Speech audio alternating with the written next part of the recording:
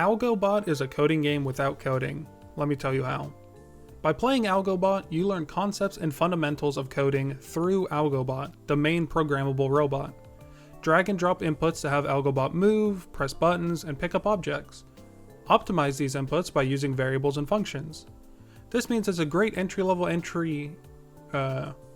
it's a beginner level beginning, it's a programming game for not so smart people, like me. People with no programming knowledge, children, or even amateur programmers will find the puzzles in Algo Bot challenging, yet fair. While I may have some basic experience with coding, such as if-then statements, variables, loops, this game still manages to challenge me, and I'm in the top 94 percentile. It's not as intense as Human Resource Machine or any Zachtronics game, but that's Algo Bot's strength. For me, a Zachtronics game means a difficulty curve that goes from introduction to challenging to impossible. While I could hunker down and brain blast my way through, after coming home from work, I don't want to open a video game that feels like work. Algo Bot matches the level of difficulty to a daily brain teaser. You might solve it immediately or you might not, but you'll be done before McDonald's calls your order number. We all know you're playing Sudoku on medium because you tried hard once and it just wasn't worth the struggle. Algo Bot is that comfortable medium Sudoku. Algo Bot might average around medium difficulty, but the pacing of the difficulty is a bit scattered.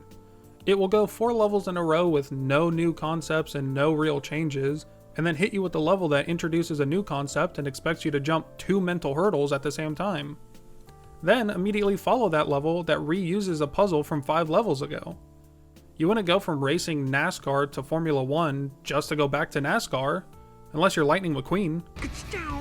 A built-in hint system helps with those harder levels, but with only a single hint per level, when you're just not seeing the solution, it can become a bit frustrating. This can require you to come back an hour or day later to gain a new perspective.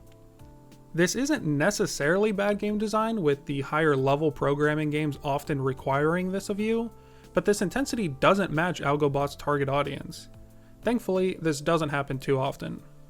The story in Algo Bot is fairly basic, with some jokes and some drama.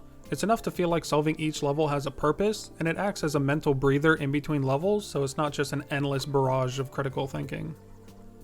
Similar feelings about the visuals, music, and interface. While they're not technically impressive, they do their job by not being overly distracting when you're deep in thought.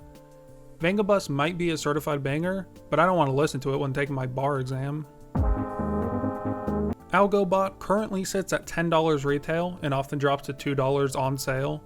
With my high level intelligence, my playtime sits at 12 hours and the average playtime on how long to beat is 16 hours, so that puts me above the rest. What? Oh, that's not a 1, it's a smudge.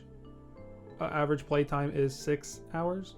Well, these programming games are typically skewed to highly educated demographics, and I idled the game a lot, so... You won't find much of a reason to check out Algo Bot if you've already beaten Opus Magnum or 7 Billion Humans, but those looking for an introduction to programming in a code-free environment will find a game worth gaming. Or an experience worth experiencing. An adventure worth happening. Thank you so much for watching. This is episode 1 in my series of reviewing games from the very positive Indie Gems bundle. Expect a new video next Friday, April 7th. Kiss that like button, marry the subscribe button, and kill that bell. Real ones never ring the bell.